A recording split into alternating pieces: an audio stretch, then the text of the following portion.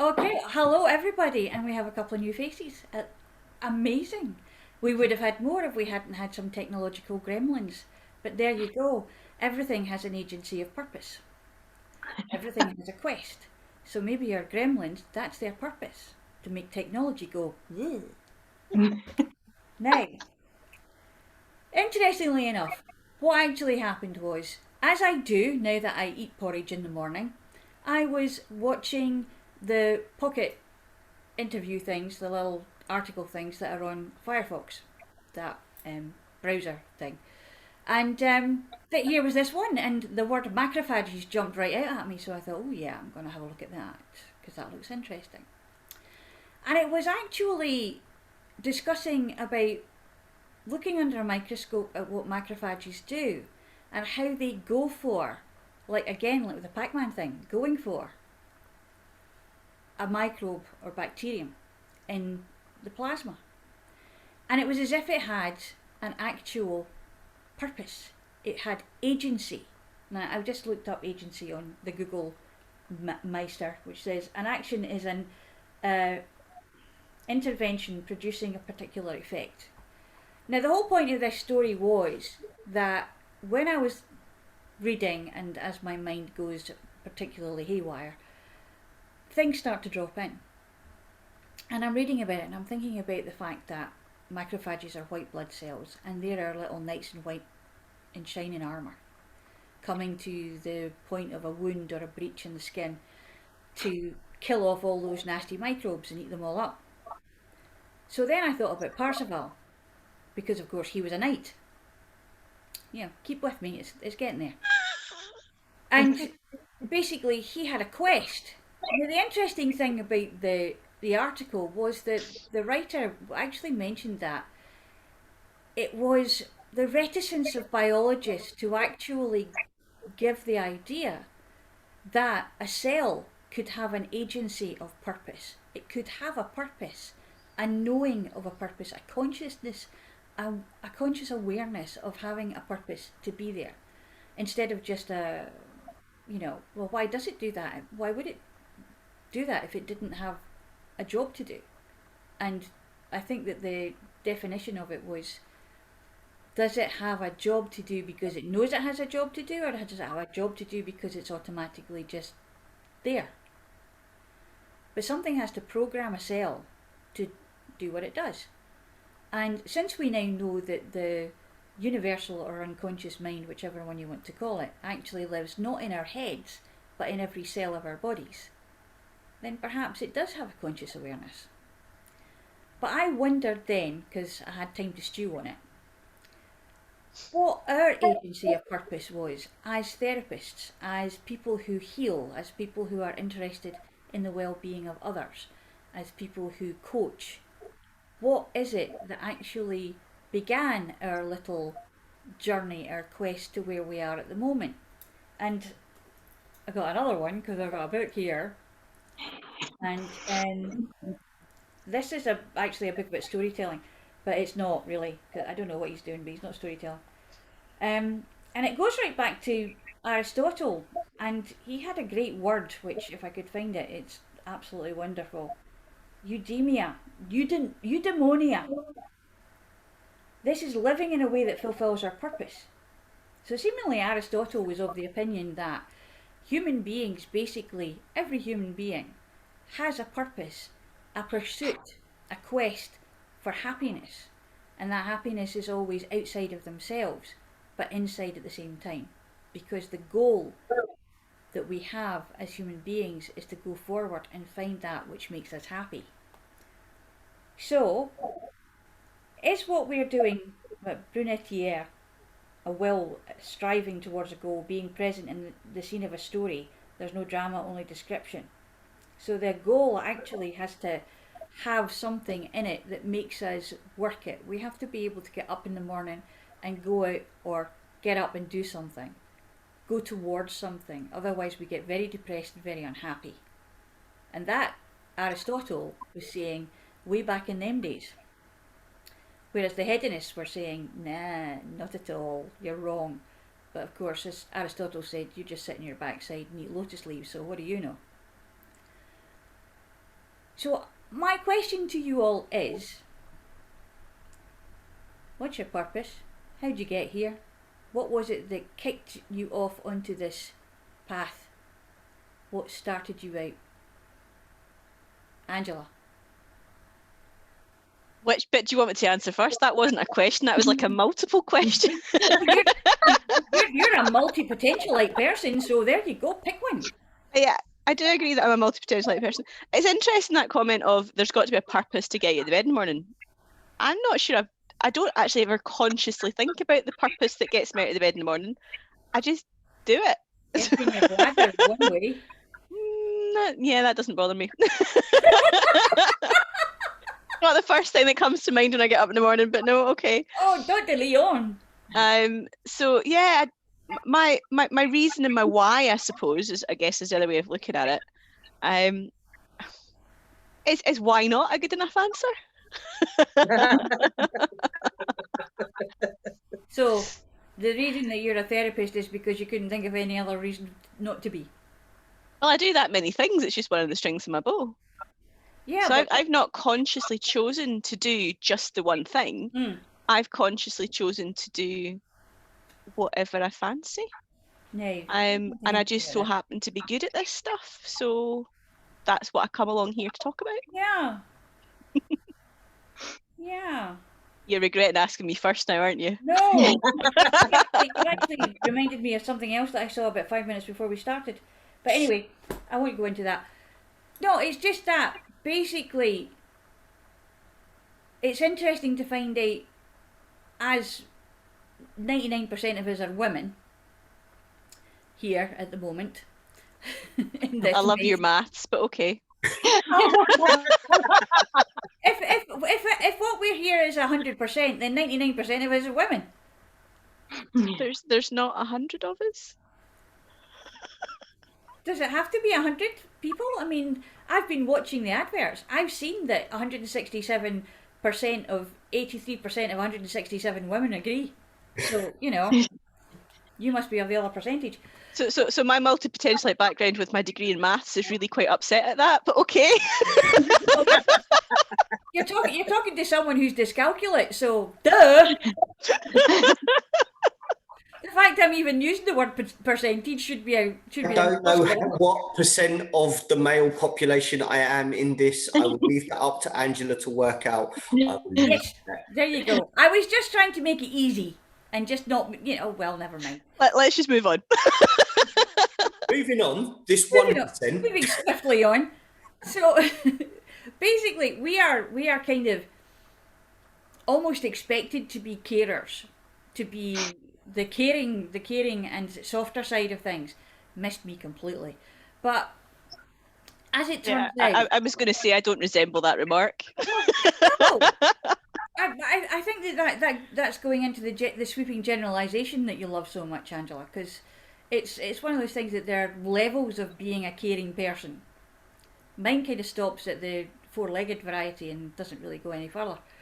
Well, you say that, but when you're working with clients, you do actually take on a persona that cares. Yeah. It's just not perhaps a stereotypical. No, that's it. It's not stereotypical. It's a case of being interested in what's going on, and I suppose, in a way, I'm a bit of a fixer. There's also the fact that our masculine and feminine components exist in both genders. Yeah. And the dominance at which each of those play out in our interactions is based very much on the interactions that we've had prior to where we are at this particular moment in time. And we are the result of every single interaction that we've had previous to the here and now.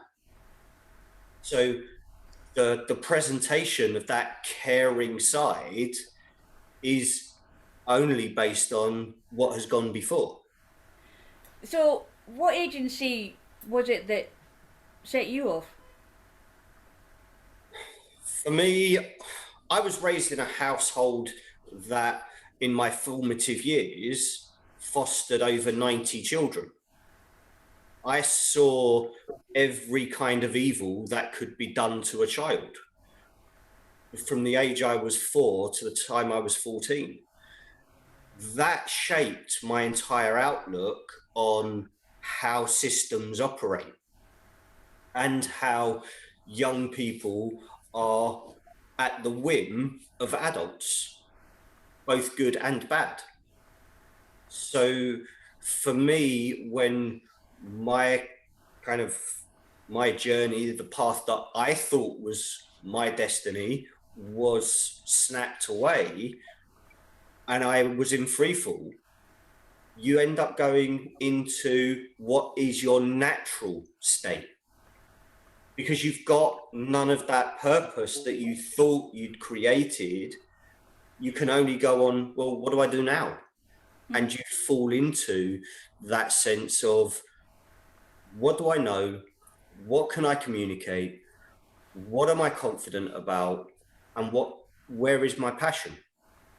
And those 4 elements for, I believe, every single person, when they come into a role that you can deliver your interactions with, you find your purpose. But until those 4 elements are all in play, we're always looking for what they are. Okay. Annette, one of our newbies. Annette, what do you reckon to that? What you were saying? I've been listening and kind of thinking and not really quite sure how to answer that. But for me, my purpose was derived out of my own life experiences. The reason why I do what I do is I didn't want to have, I knew that what I lived was possibly not the best life. And I knew that there was another way of doing it. And now that I've found that other way, I want to share that with other people. So by sharing, sharing the energy work, sharing the coaching, the different things that I do, and just giving people the opportunity to not, like, one of my taglines is, life doesn't have to be hard. Life doesn't have to be hard, but for so many years, like myself, similar to, I'm sorry, I don't know the gentleman's name. I'll just call him APA. Oh, yeah. Yeah. You gotta change your tag. You gotta change your thing sometimes, Dave, and put your name in. Can't You're hear muted. you. You're muted. The saying of 2020. You're muted. Yeah. But let me get that changed. Let me do that for you. So similar to Dave, like I've had a very turbulent childhood growing up in a physically, mentally and abusive home, which left me feeling unable to love, knowing what love was, how to love or how to be loved. So searching that out and learning that, loving myself first, because I always sought after love from the external. And it took me many, many years to realize that no, love starts within first. And once I was able to love myself, that's when my life changed. And that's my purpose, is to let people know that life doesn't have to be hard. It doesn't. And it's that knowledge that you've gained added to your confidence of that knowledge and what that means, added to that the ability to communicate it, and now people can see your passion for what it is that you do. And those 4 elements are able then to grow into other people, and that changes their world, so their life does not have to be the hard way. Want to be my marketing manager? Jobs are good, and there you go. Okay, Tina, our other newbie. Mine is very similar to what Dave said and what Annette said. Pretty rough childhood. We weren't a very tactile family, put it that way, and it was almost like you had to defend for yourself. But for me, I've had to face my own mortality 4 times now, and having that conversation with the rock of, okay, this can go one or two ways, and thankfully it's went the right way, not the wrong way. But on 3 of those occasions, I was going to an operating theatre that had been set aside for me and the specialist team. I'm an ex-nurse, so you kind of know these guys are what's going on behind the scenes. But each time going into that operating theatre, I've had the same thought of, is this it? And then you realise all the crap and all the, you don't go out thinking I shouldn't have had that last piece of chocolate cake. You go out thinking, is this it? So every time that I've sort of came over that kind of thing, it's like life doesn't need to be that difficult. So when I hear now, when I used to work in the bank, I'd hear all the young kids going about, oh my God, my kids don't have this type of shoes, or they've not got this or not got that. And life seems so difficult to them. I just wanted to say, it's not that difficult. They don't have to have the same shoes as the person down the road. They don't have to have all like a birthday party that costs £300-400. That the kid would be happy with just a cake and mum and dad there, or whoever's around to love them. So my purpose, I would say, is now and again to say to people, slow down a bit. This is it. That this is what you get, is now. And yeah, it's nice to have dreams and aspirations and things for your family, but don't miss now. And I think that's what mine comes from. And the actual pivot point, that word again, that brought you from nursing, which is already a caring profession, but into where you are now, because you've been learning and taking diplomas already recently in coaching and hypnotherapy, haven't you? Yep, that, and I'm doing one in NLP just now, and I'm a Reiki master as well. I think it's because I'm the eldest of the 5, I was always the caring one. It was my dad who brought us up, and mother, so I took over that maternal role. Mm-hmm. So therefore getting into nursing was quite not easy, but it was a choice that I was just transferring one skill to another. And then I ended up in banking, but that was through having been married, divorced, found myself as a single mum, starting out with literally nothing. My priority changed, so my daughter came first, and I've now got to that stage. She's a grown woman away doing her own thing, that I can now go back, if you like, and concentrate on me, but also do the things that I enjoyed rather than going out to work for a salary. I'm now a part-time carer. Funny enough, that's what I do. So I find that nurture side of me benefits me more. It makes me a better person than it does than sitting in a bank, basically. Susan Humphreys. Thanks, Tina. You're muted, Susan. Sorry, hang on. No. My childhood was turbulent, and I was a full-time carer for my mum and the only child. So throughout my younger years, through college, through university, I was looking after mum. So I have that caring nature and side. When I was at college, I was drawn very much to the spiritual side, but looking after mum and having to earn money, I kind of took a break from that. And then about 20 years ago, I felt drawn to massage, reflexology, Indian head massage. I just felt drawn. I just felt this move to start studying and to go back into my spiritual side. And then looking after mum, working, having a child, running a home. And then a year ago, I met a soulmate. And this soulmate took me straight back into the spiritual side. And I've been on this incredible journey this last year. And I'm trying to get Zen Den up and running. I'm studying. I'm becoming very much more spiritual. I'm trying to heal myself. And just this journey, this holy grail of looking where I'm going, it's very much healing, helping people.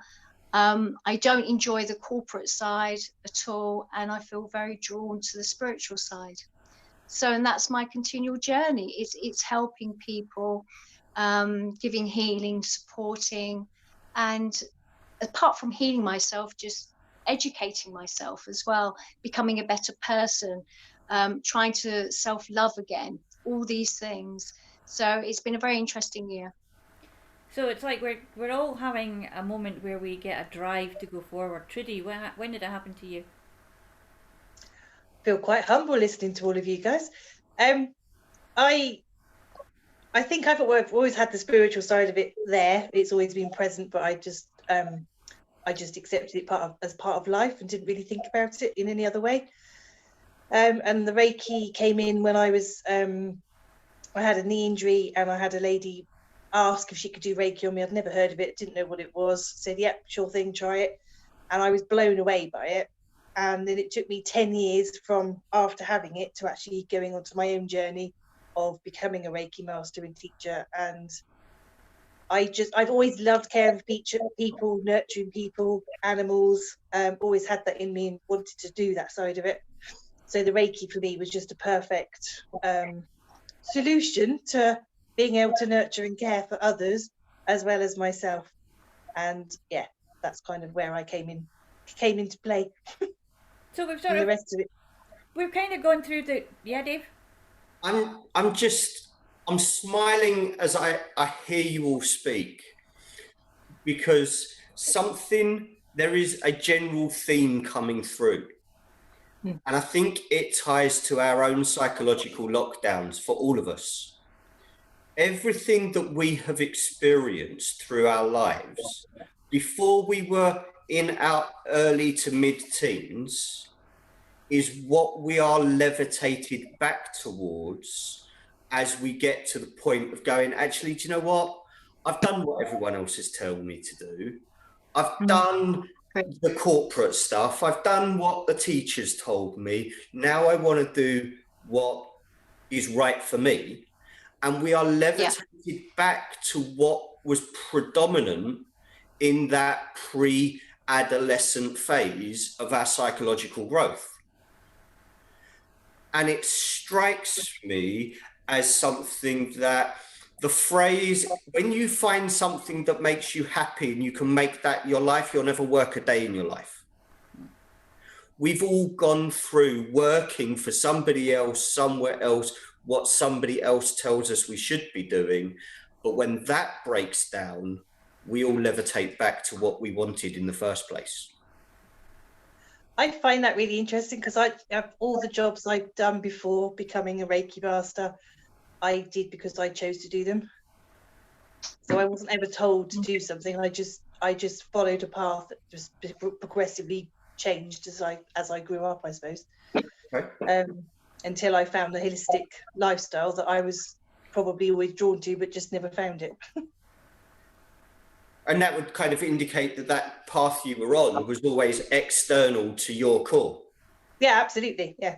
But it was my choosing the path I was on.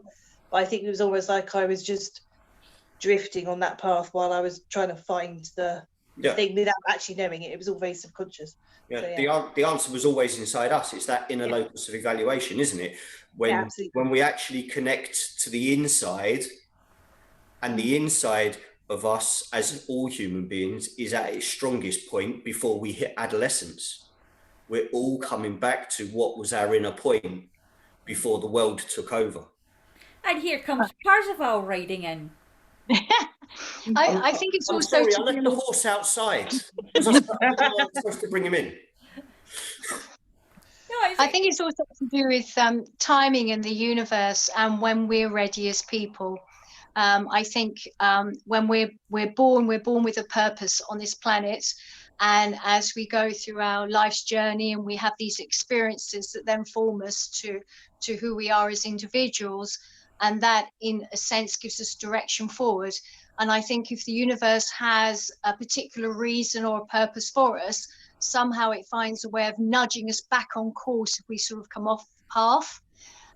So I do think a lot of it is just down to timing in the universe and circumstances as well. And asking the right questions.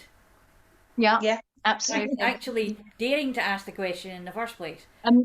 Meeting the right people. Yeah, but you see, this is going back to Parzival's story, because Parzival was hidden away by his mother. He was in lockdown with his mother because his mother had already lost his father and his two brothers to battle.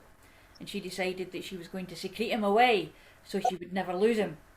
But of course, life has an interesting way of smacking you between the eyes sometimes. And while he's in the wood playing in the clearing, a bunch of knights come riding by, and it's like, oh, love at first sight almost. I want to do that. And of course, Mother is then totally bereft and tells him, don't ask any questions. Keep your mouth shut. So Parzival ends up looking for something that he can't find because he can't talk about it. He doesn't know what it is, but he also knows that he's not allowed to ask questions because he was actually quite a dutiful boy apart from the time that he left his mother. And in doing so, he didn't get his grail when he could have got it. So really, in terms of the universe, Susan, as you were talking about, he wasn't ready for it because he wasn't ready to give up and let go of his mother's apron strings almost. Yeah. The whole thing, because there's a whole thing about a shirt that he had to wear that she'd made for him that was a homespun thing that he was told never to take off. And it was only after he'd lost the grail the first time that he realised he was going to have to take the shirt off and leave behind childish things, leave behind that part of his life. And up to that point, all of his life had been duty, like you said, Dave. It was a case of, this is what you do, you will do this because I tell you to, I need you to do this. Then he put his duty into his king, because that's what knights did. So that would be the caring kind of, yes, I'm going to go and get the dragon for you, darling. Not a problem at all. But of course, as soon as he's done that, he can't even fall in love because he's looking for purity. He's looking for perfection, and he doesn't understand it when he sees it. Because again, he's not asking the questions. He's just doing what he does and then looking and seeking elsewhere. Yeah. So his purpose is to find something. Our purpose, it would seem, is that we're all on a journey. We've all decided that we're on this road, this path we've taken, and we're on it for a reason. I was interested to find out, do we know the reason yet? Or did we ever get a glimpse of the reason? Because like Parzival gets a glimpse of the Grail so he knows what he's missed. How did it work? I don't even know what path I'm on. The age 37. I'm just going with it. It's really interesting listening to the conscious decisions and all the rest of it. I've just kind of fallen into everything I've done. I don't think I've actually consciously decided to do anything, to be honest. Like, ooh, opportunity. Yeah, well, you consciously decided to leave IT. No, I didn't. Someone else made me leave. Oh, Twice. Were you just going to sit there and be bored? No, I don't do boards. I'll just randomly pick stuff. So if somebody says, "Oh, do you want to do this?" Go on then. Yeah, I've noticed that about you. I do joke that I'll turn up to the opening of an envelope, but yeah, whatever comes up. Angela, honey, anybody will do that these days. Give enough the chance. But yeah, so if we were going back to the teenage years, I would now be off going to learn how to be a fighter pilot. So I don't think that's working. Well, it's all over the telly. You can do it was that or astronaut. I was determined I was going to be as a young teenager. So yeah, I don't know if I don't. For me, I don't feel as if there's been a conscious plan or a conscious decision or that's the right path for me. I'm a little bit like yourself, Trudi. Someone told me to go and try this stuff, and I was like, yeah, that just sounds like absolute nonsense. I think I was a little bit stronger worded when I said it. 8 years later, the woman that was working with me said, "They're doing some training courses. Do you fancy it?" Of course. Angela has training-itis. Yeah. I'm an academic junkie, basically. She's a certificate hoarder. Yes, but we did that last month. We don't need to do it again this month. We're just letting Annette know, because Tina knows you well. We're just letting Annette know how the land lies. Yeah. So it's one of those things that, I don't know, I like Aristotle's idea about searching for happiness, but I also understand the whole thing about goals, and we seem to be going towards goals without sometimes even knowing that that's what we're doing, as in falling into stuff.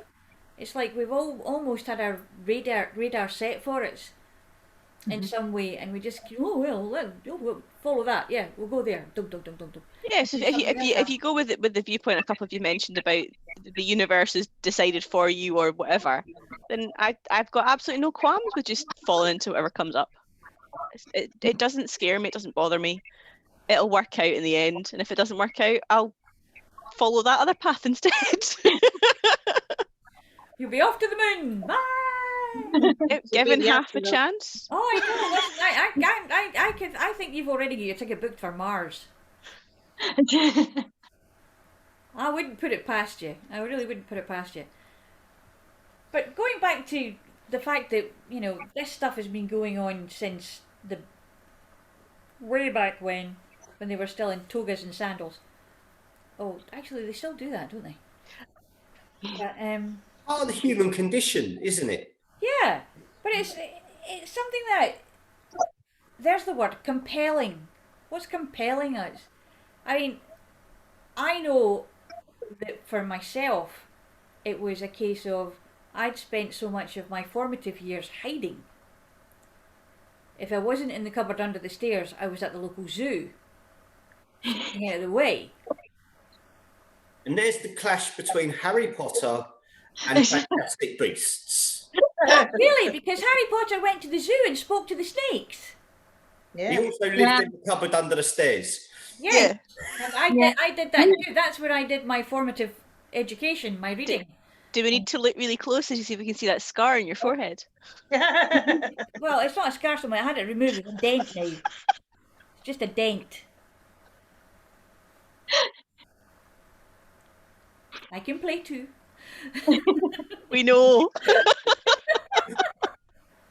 it's one of those things that I can vaguely pinpoint.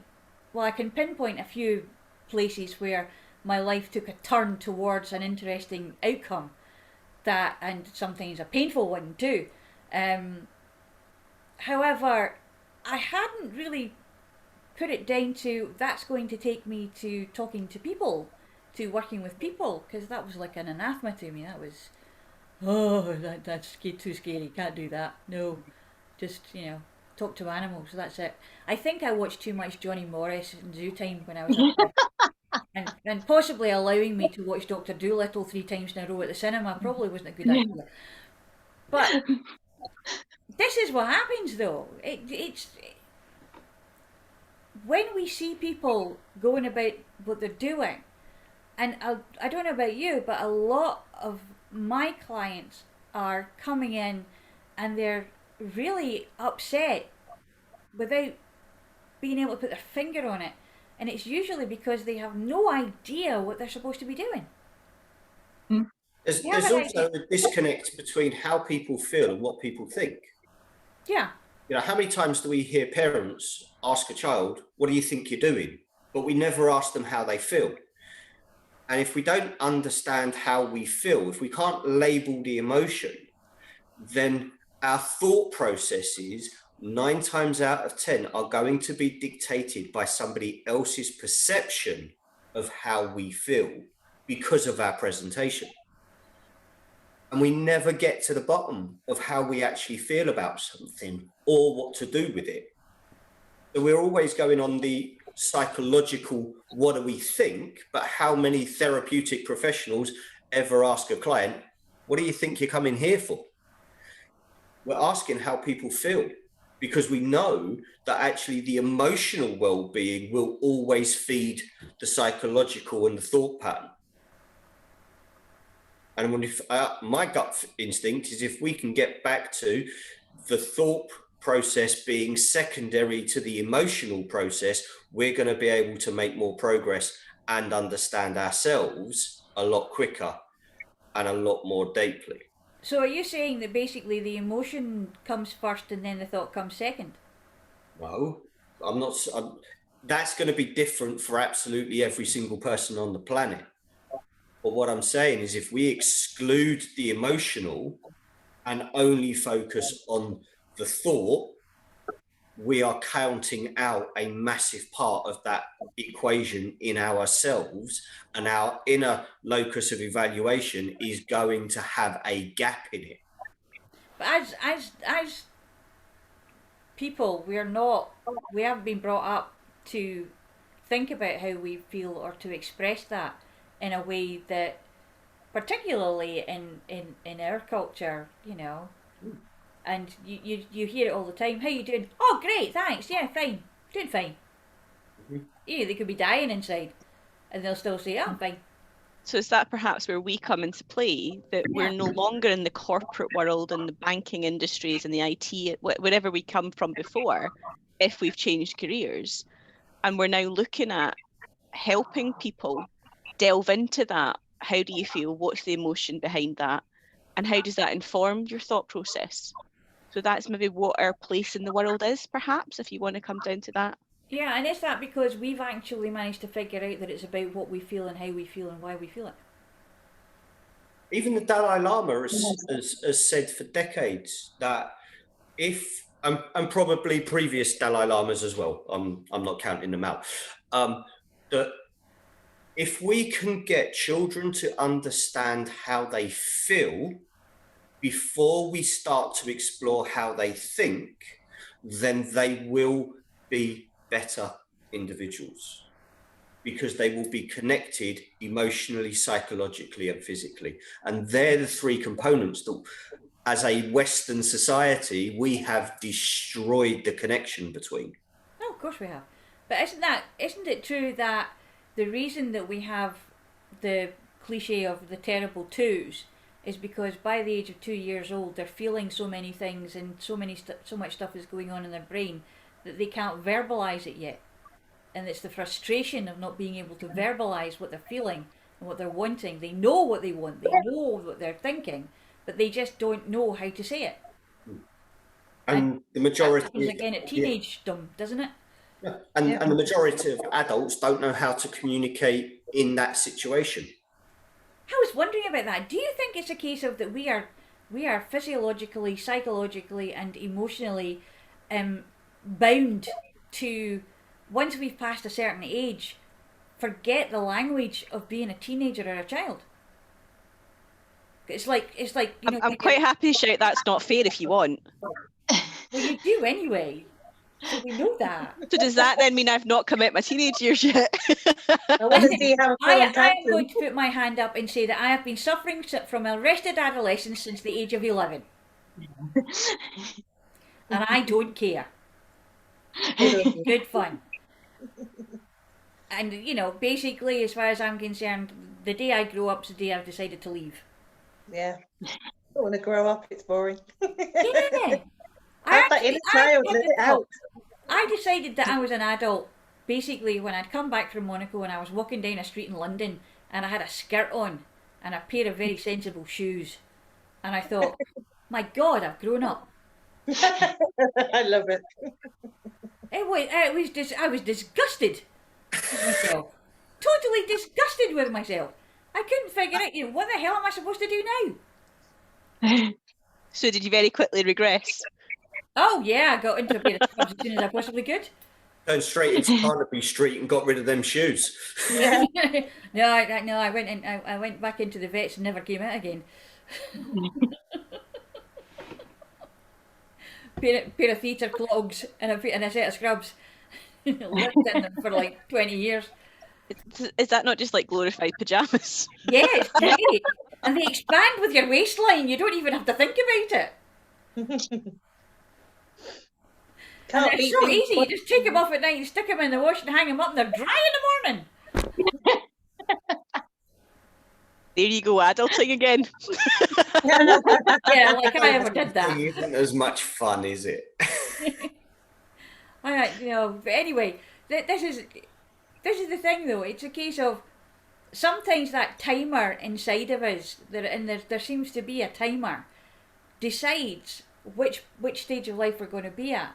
Now sometimes the timer is hormone driven, so those hormones have got a purpose in making us realise that we're about to step into another state of being, another part of our lives. And that's probably the best reason I've ever found to have hormones. The best useful reason, anyway. Because let's face it, they're really interesting things to have. But when we're doing that though, how did we become so divorced from the connection of the mind, body, and spirit that we actually have compartmentalized and just yanked one of them out and sat them over there, and then deride people because they don't believe, or they don't believe what you're telling them, what that that there is a combination of, when it's not their fault. Like you say, they've been brought up with the idea that that doesn't happen, that's not normal, it's weird. Nothing wrong with embracing your weird. Oh, I embraced it a long Weird is time good. ago. It's the best thing I ever did. Absolutely. But interesting, you were saying that you were doing a lot of sweeping generalizations there as well, with I we know. as a group, as a nation, as a country, as a planet. Yeah. And I don't know if that is the case. I don't think everybody is locked up tight. And I think, again, as I mentioned earlier, I think that's what we as a collective group of people are working towards, helping others to unlock that, to pull the mind, body, spirit back together again. For the most part, I was really only talking about Western culture. Okay, so as a most part, we tend, I think everyone on the call live in the Western culture. So the clients we've probably got are all Western too. Yeah. So we're a little bit. I think a lot of the professionals, the practitioners that come into the therapeutic arena have got a much more open approach to understanding things from outside of the standard Western approach. We've got an understanding that the approach the West has built generally is roughly 300 years old and has roughly been about controlling other groups of people. And when we look at the groups that were controlled, they tended to be more balanced, more connected emotionally, psychologically, physically. They were also more connected to the world around them. And that didn't sit with the power bases at the time. The therapeutic community is probably the one single community that is driving back to what was in place before from those communities that were controlled. So the agency of the therapeutic community is to intervene and balance out and knock the rough edges off the rough cultures. Being balanced, bringing, for want of, coining George Lucas, the purpose is for the therapeutic side to really be Darth Vader and bring balance back to the Force. The whole kind of role of balance is not to be good, bad, or indifferent, but to bring balance. And the individuals that we engage with to allow them to find their balance. So it's like recalibrating, bringing into alignment that's which is out of alignment. So it's not really a fact of that you're going to take a spiritual sandpaper to something and rub it all down until it's nice and smooth. What you're going to do is you're going to say, look, this just needs to flow a little bit, like Angela does with me when she's reining me in and telling me to it's allowing people to find the balance within themselves rather than telling them what the balance is. And the thing is that we all have that balance. Every human being has that. Every living being has that balance. We don't all live it though. No. I was just thinking sweeping generalisation to say that. And sometimes we need to help. We need some help to be put back into balance. And again, I think that's a lot of what the therapies do. So I know for what I do, the first thing I do is make sure your meridian energy is balanced in every session I run. So I think, absolutely balance is step one with whatever I'm working on with clients. So yeah, I'm all over the balance aspect. Annette, what are you like with balance? what am I like with balance, or what do I Yeah, like? that was a very Scottish way of saying something there. Got a Canadian here. You got to speak a little English. Well, yeah, I know, but you've got a lot of Scots over there. You've got a lot of Scots over there. My sister-in-law is actually Scottish, and sometimes when she goes off on a tangent, I don't even understand her. I just go, slow down. Just slow down. Have you understood anything Leslie said today?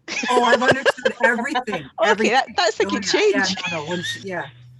Oh, if I don't, I'll let you know. Okay, shut up then, shall I? You can do it, Angela. You've got a nice voice. Oh, I've spoken with Leslie before, so it's all awesome. No, when we're talking about alignment, you do a lot of stuff with getting people back into balance, don't you?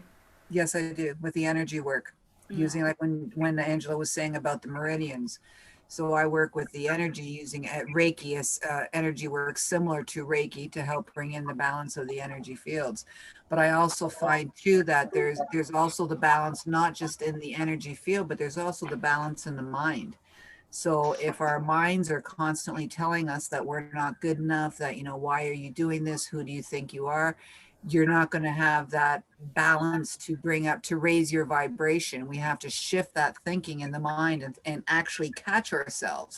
And that's something that I've actually been doing in the last couple of weeks, is realizing that, ooh, that inner self-talk isn't very good. Okay, how can we switch this?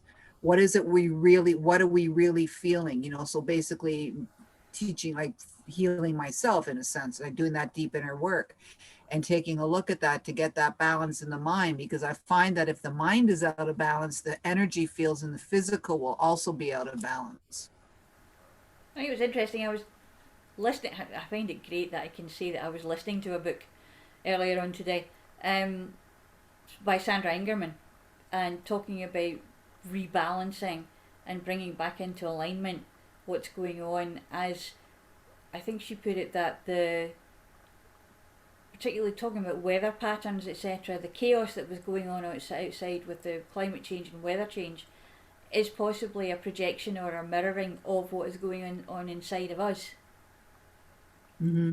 And we're actually manifesting that kind of situation because our balance is so out of whack, and we're so frustrated that the amount of energy that we have already inside our heads, even only inside our heads, with the electrical activity that goes on in there, it would be easy to understand how giving that as a projection could cause a lot of chaos outside of ourselves.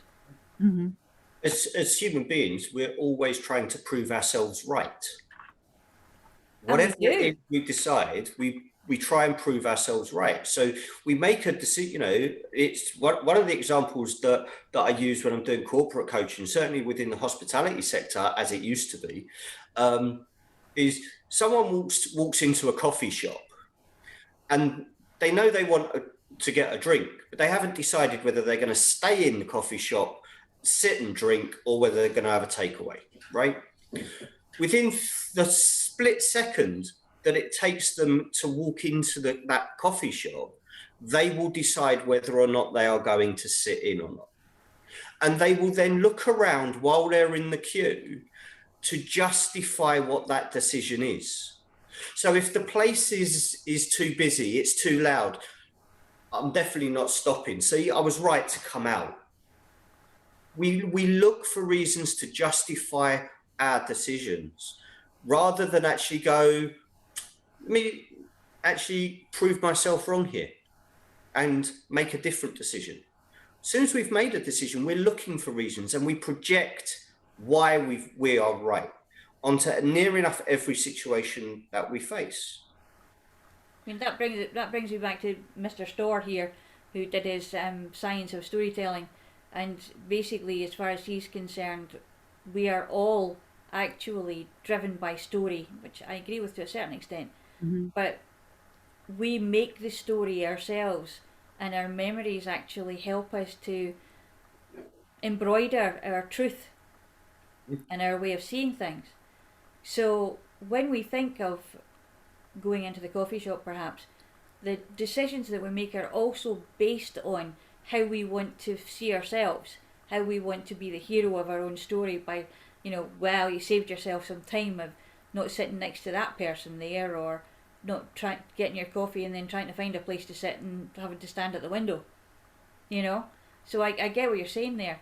And it's also something that, as far as bringing things to bear are concerned, with how we find ourselves, how we're going where we're going and getting where we get, we do tend to align ourselves with energies that match. So if we are going to be in a chaotic state, we will very much be comfortable with others who are in chaotic states. And that's when it's interesting to see when someone who's balanced comes in to that arena, how that is affected, because one would think that normally it would probably be that the chaos would overtake the balance. But actually balance seems to be stronger than chaos, just because it's quiet. Yeah, and the whole drive of the human being is to find the balance, to find that point where we are comfortable, we are happy internally. So as much as the chaos is going on around us, we're always driving to find that inner point of comfort that comes from the balance. So how does everybody else think about that? I think there's definitely you've got to be in balance with what's going on, and if it's not in balance, then you need to be able to know how to harmonize the situation. But it's a fight, or you want to. If you're going into a situation that's not in balance, you can immediately feel it if you're in tune with energy, and you'll either want to stay there and harmonize it, or you'll want to run away from it. That's, and I remember going to a meeting once, and it all got a bit lively and it all got a bit loud in the room. And 3 people, all energy workers, came up to me quietly and said, "I'm sorry, but I need to leave." And I said to them, "It's perfectly okay. If I could leave, I would, but I can't because I'm hosting it." And I remember how they all felt, because it was just escalating into this huge, massive, very high chaotic energy rather than a balanced energy. They couldn't manage it. They just wanted out. They wanted to get away from it. So would we say that our purpose, our agency of purpose, has got to do with a bridging idea of what we are here for, but also taking it on an individual, case by case, time by time, event by event basis? Isn't that the definition of just living your life? We're constantly making decisions, we're constantly making choices. So it's going to be constantly in flux, going between the chaotic and the balanced, and the more we work in this field, the more time we spent balanced. So yeah, for me that's just life. Or am I making it too simple? Can it ever be too simple? Isn't it what we make it? That's a song. That's possibly somewhere to leave it on now. So is there anything that anybody else would like to say? I think we've been balancing since prehistoric times. I think we look at the yin and yang, we look at the sun and the moon, and I think it's human nature that we do try and find balance, from giving gifts to the gods, praising the sun, praising the moon, Stonehenge, the pyramids. We've been healing ever since Dot, the Egyptians with their oils, the Romans, the Greeks. So I think as we've gone through time, it's just been a natural thing that we do. And I think people that want to need to heal have to be in that right place at the right time. If they give out negative energy, they'll have negative things come back to them. If they are positive about things, they'll have positivity come back to them. And sometimes out of chaos, sadness, what I call tower moments, when everything collapses, those things sometimes have to happen for new beginnings. So in life, as it's a journey, and we constantly are learning lessons that make us and form us who we are as we go through life, it's a huge learning curve. And sometimes when we don't want these negative, these bad things to happen, embrace them, because it could give you a new start, and life could be even better than the previous journey. And with that, I think we're back to Aristotle, and we should say good night. So, next time.